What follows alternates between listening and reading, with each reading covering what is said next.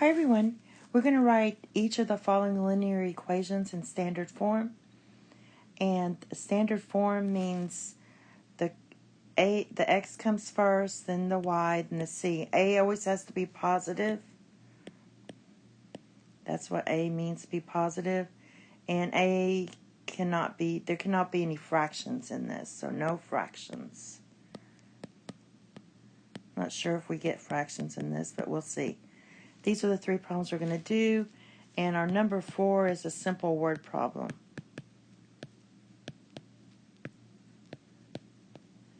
Okay, so let's get started. We have this first one, and we want it to be in this format. And as you can notice here, all I need to do is subtract y from both sides. So you get 3x minus y equals negative 5. And this is standard form, follows this format. This can be negative, and C also can be negative. A always has to be positive. All right, the next one is this one. Again, we want AX plus or minus BY equals plus or minus C. So I'm going to switch these two around because X has to come first. This is positive, so it's negative 6x plus 4y equals negative 5. Now the only problem with this one is my A is negative, and it has to be positive. So I'm just going to negate this whole equation and make everything opposite. It's basically you're multiplying it by negative 1. So just do the opposite. Opposite of negative 6x would be positive 6x. Opposite of plus 4y is minus 4y. Opposite of negative 5 is positive 5.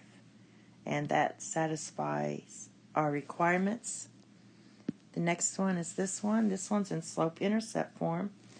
And I want it in AX plus or minus BY equals plus or minus C. So I'm going to move this guy over, put him in front. Y is already positive. And we have negative 1 here. Again, so that would cancel. Again, we need to negate this whole thing. Just make everything opposite. So we get 2x minus y equals 1. We had no fractions. If you did have fractions, for example, if you had 2/3 x plus y equals 5, then to get rid of that, you just multiply each term by 3. And if you want, you could do it like this. Just multiply each term by 3. And this would cancel, so you get 2x plus 3y equals 15. So just make sure you don't have any fractions. And it doesn't matter where the fractions are. Okay, we have a simple word problem. The cost to buy a card is $1.50. Write an equation for which expresses the relationship between the total cost and the number of cards. So the total cost is your dependent, and it's $1.50 per card, the number of cards. So if I bought 3 cards, you just plug in that and you would get $4.50.